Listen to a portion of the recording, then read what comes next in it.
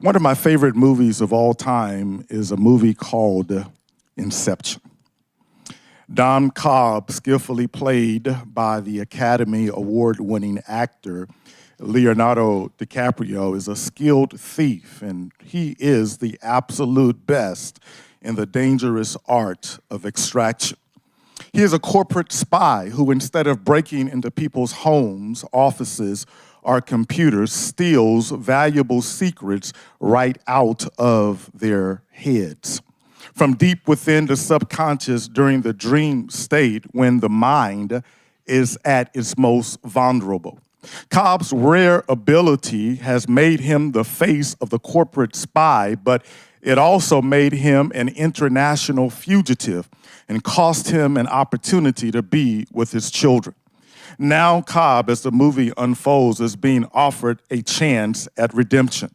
One last job could give him his life back, but only if he could accomplish the impossible, an inception. So instead of the perfect heist, Cobb and his team of specialists have to pull off the reverse. Their task is not to steal an idea. Their task is to plant one. My brothers and sisters, I've come this morning to do an inception.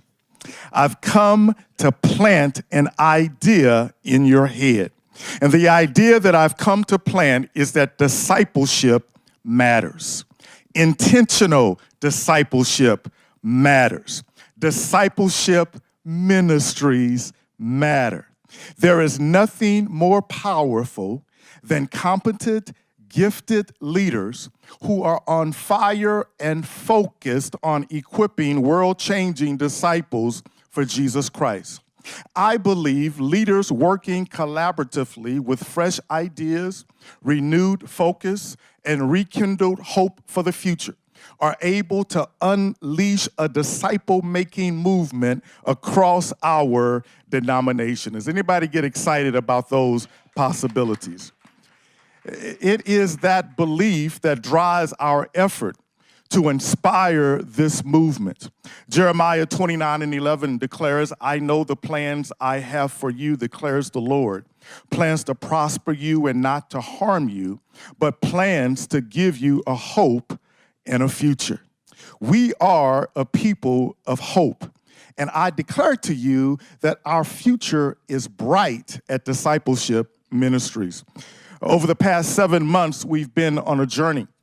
We've been on a journey to clearly define our strategic direction as a global impact organization that is future-focused and mission-driven. We have been on a journey to bring to focus to our efforts, to new energy to our workplace, and to regain our standing as an agency that is indispensable and essential to the work of our denomination. Phase 1 of this journey began with the leadership team. We met as a leadership team, several meetings as a leadership team, focused on our foundational elements and foundational documents as an agency. We reaffirmed our clear mission and our vision. Friends, God has given us a mission. God has given us an inspiring mission. Discipleship Ministries, what is our mission? Let's read it together. To challenge,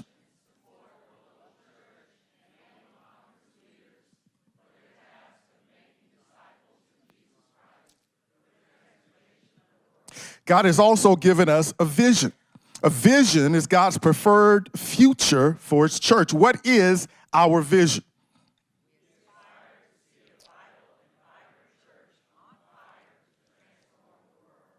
So we believe equipping world-changing disciples in our day requires us to embrace a new way of thinking.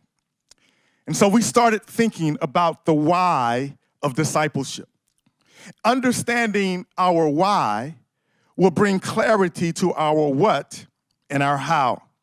In August, I started meeting with multiple groups and speaking in multiple places. I spoke to the Connectional Table Strategy Team, the General Secretary's Table, the Council of Bishops, the annual conference leadership gatherings. We spoke intentionally testing a message that I believe can help our whole church begin to think differently about the why of discipleship. The message was very, very simple. We have to stop fixing churches. Now, over the years, with the best intentions in response to the decline in membership and worship attendance in our denominations, we've tried to reverse this decline by trying to offer technical fixes, tinkering with our worship services, collecting huge amounts of data, tinkering with metrics, and then when the metrics didn't fit the picture we wanted, we readjusted the metrics, and tinkering with other areas of congregational life. And while these are important and arguably necessary elements to a vital and vibrant congregation, they can also distract us and lead us to believe that we can simply tinker or program or fix our way back to vitality. My brothers and sisters, we cannot program our way back to vitality. There is no quick fix. There is no silver bullet. And if the church is going to deal creatively with the relevant issues of our time, understand the dominant paradigm that guides our culture, then we must reframe our strategic focus in terms of evangelism. We must shift this conversation from fixing churches to reaching people for Jesus and making and growing disciples. Not to save or to preserve the institution, but for the sake of living out one of our scriptural values here at Discipleship Ministries. It's called the Great Commission. And the Great Commission says very, very simply, therefore go and make disciples of all nations, baptizing them in the name of the Father, and of the Son, and of the Holy Spirit, and teaching them to obey everything I have commanded you, and surely I am with you always, even to the end of the age. 3DM leader Mike Breen says it like this: if you try to build the church, you will rarely get disciples. But if you make disciples, you will always get the church. In my meetings with our creative team, I used an old commercial to help them understand the essence of this shift. It's a Saturn car commercial, a groundbreaking TV ad that often ranks in the top 10 commercials of all time.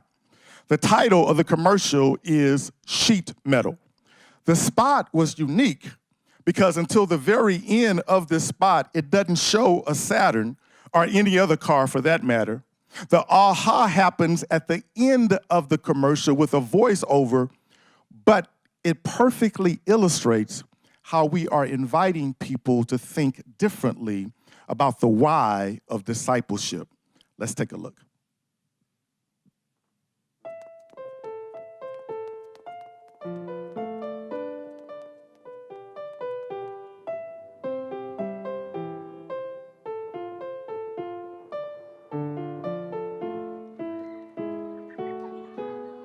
When we design our cars, we don't see sheet metal. We see the people who may one day drive them. Introducing the redesigned L, the View, and the all-new Ion. It's different in a Saturn. When we design our cars, we don't see sheet metal. We see the people who may one day drive them. Intentional disciple making is not about fixing churches. It's about seeing the people that we are called to reach. Vibrant and vital churches are effective in disciple making, not because they started with a system in mind. They are effective because they started with a discipleship rhythm. They saw the people that they were called to lead to Christ, to grow to spiritual maturity, to equip with the skills they needed for ministry, and then to empower people to share their faith with others. Oh, and by the way, this mirrors the core paragraph 122 in our discipline. Imagine what we could accomplish if we see the people we are called to reach. I came across a blog written on March 8th by a woman named Kim Lyra. And in it, she tells the story of her husband who was diagnosed with cancer in December of 2014. And she writes about his courageous fight with this cancer until he finally died on Valentine's Day of this year. So it's a powerful post, but some of her words say, "My husband endured cycle after cycle of chemo. He was separated from his children many nights. He was hooked up to chemo for 24 hours at a time. Never once did he say he loved the lighting in the sanctuary. He never told me how cool it was that they put a couch on the platform. He didn't boast of the graphics and the props on the platform, but he did talk about Jesus. He quoted scriptures. He reminded me of the sermons we heard, and in the middle of the night, he sang songs of praise and worship to God, and he spent his time praying." And then she said a very poignant thing to the church. She said the church does not need any more coffee bars. They don't need more lighting. They don't need more concerts. They don't need more trend setting. They don't need couches on the platform. They don't need to dim the lights to attract people. Tell a person how God has changed your life. Show them the love of God through your actions. Demonstrate how God helped you through your darkest storms. Then she said, church leaders, remember that you are not just trying to attract the hip and the cool to your church. See the people that you are trying to attract. You are reaching widows. You are reaching children who don't have a parent.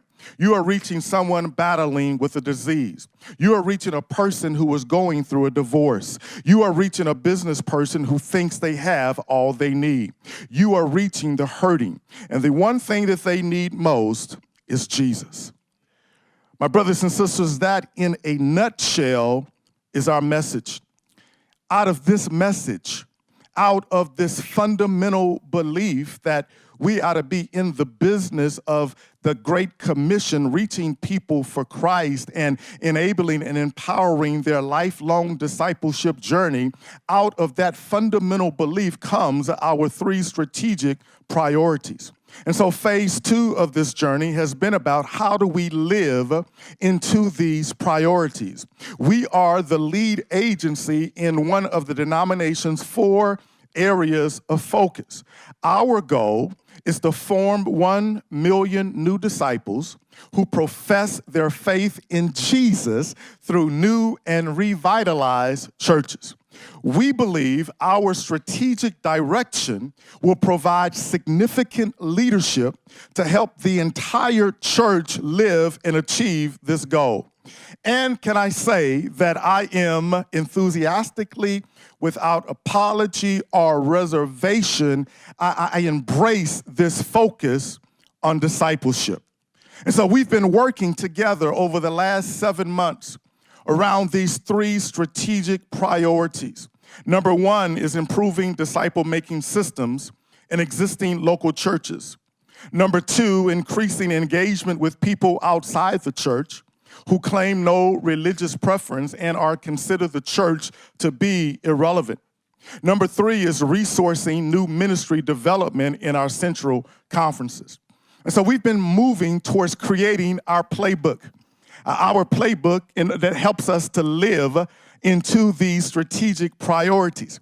And so we sought visionary input from a variety of places.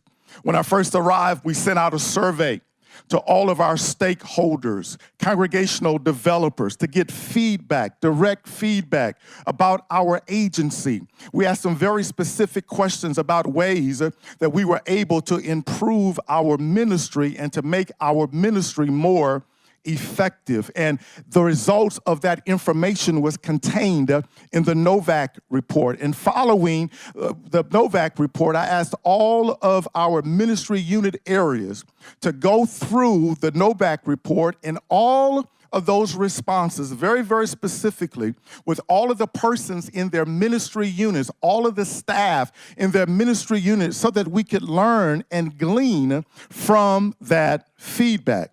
We then began our ongoing conversation with this board.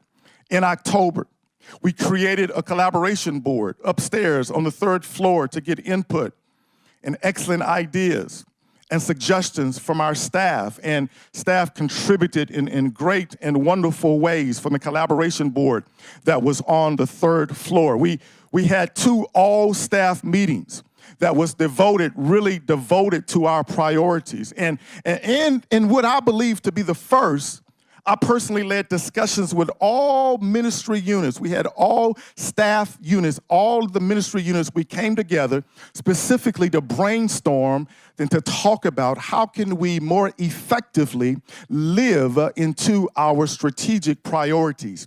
In January, one of the things that I was most excited about was coming out of the new year, we had an all-day prayer visual. We started the day in prayer. We ended the day in prayer. And for a full day, we had prayer stations right here in D.E. Jackson. And staff spent intentional time praying about our strategic priorities and asking God for leadership and guidance and direction in terms of developing our core strategy. We had questions. And those questions really were designed to get us to our core strategies as an agency. And so what I would like to do right now is to walk through these strategic priorities and specifically walk through these core strategies and to remind you that these strategies arise out of our conversations together. And so as I walk through these, I want to share these in these terms. As we think about these strategies, we're making some strategic bets. Our strategic priorities and key strategies. Number 1, improving disciple-making systems in existing local churches. There were 3 strategies that emerged from our conversations and brainstorming. The first is to reorient and revamp our training efforts and redirect resources to emphasize the essential elements, that's the core process, of an effective disciple-making system. This has enormous implication on how we approach our training events, how we approach the resources we are producing in terms of our print things, how we approach the content of webinars, how we teach what it means to have a core system of discipleship, and how every aspect of a congregational's life ties into the overall discipleship rhythm for a congregation. For instance, no longer can we teach the training for SPRC or the finance team or trustees as if these teams exist in isolation. They do not exist in isolation. They exist as part of a larger system that helps us to reach people for Jesus Christ. Are y'all still with me? So that is one of the implications for this particular area. To convene strategic conversations with proven and effective practitioners, to learn, to listen, and to drive the creation of new resources and specialized training that responds directly to the needs of our stakeholders. Yesterday, you heard a model or an example of how we've already begun this process. And really, this is just about bringing together people who are practitioners, people who are in the field, people who are doing excellent work, engaging in conversation, and then releasing those persons to develop resources, or in some cases, informing our own development of resources. The third is to cultivate and build 2-year covenant partnerships with annual conferences to develop a customized, comprehensive plan for training and resourcing its local church leaders. Now, really, the word there says annual conferences, but we're really going to be focused on districts in annual conferences. Here is the strategic bet. The strategic bet is that if we were to go deeper, we'll have more impact. The strategic bet is that right now our currency is that we are broad, we are in a lot of different places, but we really are unable to measure with any type of efficacy how we're actually doing in all of these places.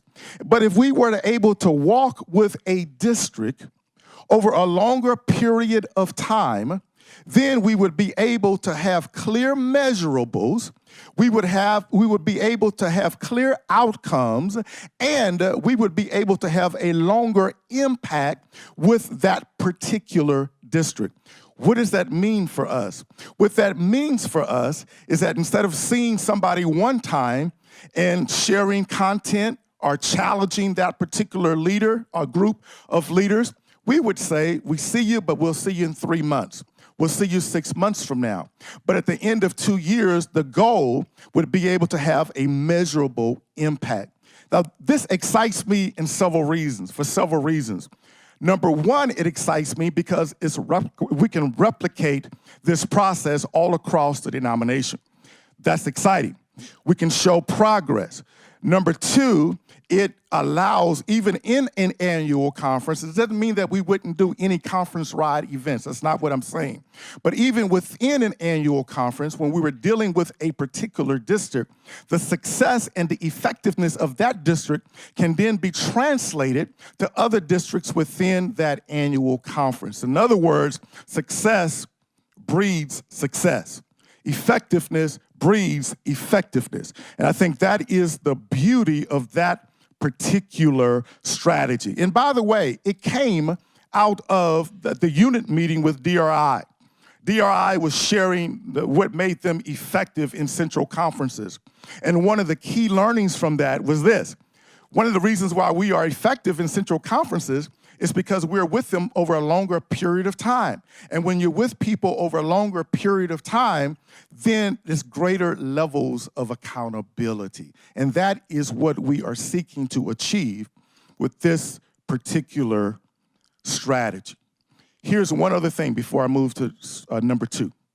The other thing is, in developing these covenant relationships, it is going to involve the whole agency. What do I mean by that? When our directors of annual conference relationships go to establish relationships, and they are in conversation with a particular district superintendent about what their goals are and what they're trying to accomplish over those particular 2 years, we're not selling them anything. We're walking with them to create a customized program or a customized way to help them achieve those goals. So they come back to the agency, to this place, and there's a group of people from across all of our different ministry units. They sit down in a room, and in a very creative, fun kind of way, for over an hour or 2 hours, we say, what are the best ways we can help this district achieve their goals? And so every covenant partnership would be a very customized approach or a customized way in order for them to achieve their goals. Here's number two, strategic priority number two, increasing United Methodist engagement with people outside the church who claim no religious preference and consider the church irrelevant. The first strategy is to champion, resource, and support the denominational effort to re-evangelize the U.S., to reach more people, more young people, and more diverse people by creating new places for new people. This is path one. We're saying that we're going to support and champion the work of path one. And so path one has strategies designed to achieve this goal. Now, I'm going to give you a bigger picture here. We're the lead agency in this area to form 1 million new disciples. We lead the denominational effort in this area. So if you were to picture a denominational strategic plan around this particular area of focus, then you would see, number one, you would see the path one strategies, that is starting new places. And then number two, you would see our strategic priorities, which really is focused on revitalization of existing congregations. The second strategy here is to communicate to stakeholders stories of impact that provide clear models of effective community engagement, evangelism that emphasizes relationship building. In a nutshell, we've got to tell better stories. In a nutshell, we've got to collect stories. We have to be more intentional about sharing stories of impact. Why is that important? Because stories inspire people. They inspire people to action, and they remind all of us that this is possible, that all hope is not lost, that we can do this, and stories provide helpful and meaningful context so that people can appropriate what is happening in similar ministry settings. Number two, stories also lift up for us models of effectiveness, and that helps the whole church to be able to achieve its goals. The third strategy here is to develop, invest in, and to deploy a comprehensive messaging campaign that emphasizes the why of disciple making and encourages focus, energy, and effort in connecting with people outside of the church. Here's the strategic bet here. When the call to action was first released, there was a whole lot of energy across our church trying to communicate the basic tenets of the call to action. And what we saw in the immediate implementation of the call to action was a tick in the increase in all of those areas. Small groups, worship attendance, profession of faith. Why is that? Well, one fundamental belief is because we were focused on it. We gave it attention. And that which we give attention to tends to become our reality.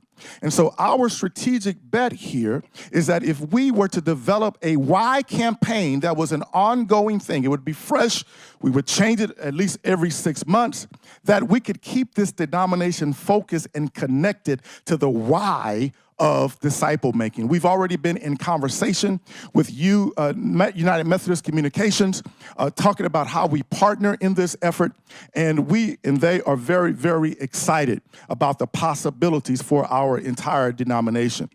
The last strategy here is to leverage the success lessons of new church community engagement to become brokers of knowledge, to drive innovation in teaching, learning, and contextual best practices. Now, we do a very good job of lifting up models for starting new churches. We do that very well. But one thing we have not done particularly well is to mine the lessons of how new churches are actually engaging and reaching new groups of people. We want to be intentional in that process. And so we've already begun this conversation with Path One at their advisory team meeting. And they're excited about the opportunities to help us and to teach us the process by way. Learning this information can inform all of our teaching and training so that not only are we teaching theory, but we're also teaching real-time practical application of what's happening across our denomination. Here is number three. Number three is resourcing new ministry development in central conferences. To convene strategic conversations with central conference leaders for learning, maximizing partner resources, and to develop resourcing that is contextually relevant and practically effective. This really is about a larger conversation that the denomination is having about the worldwide nature of the church. And we were asked some questions. The question was, how can we as an agency, what would be our dream as it related to resourcing central conferences? And we gave a lot of thought to this. And members of the leadership team, we had a conversation about this. And we sat down and we talked about this, and Mike and Steve and I, we had a deeper conversation about this.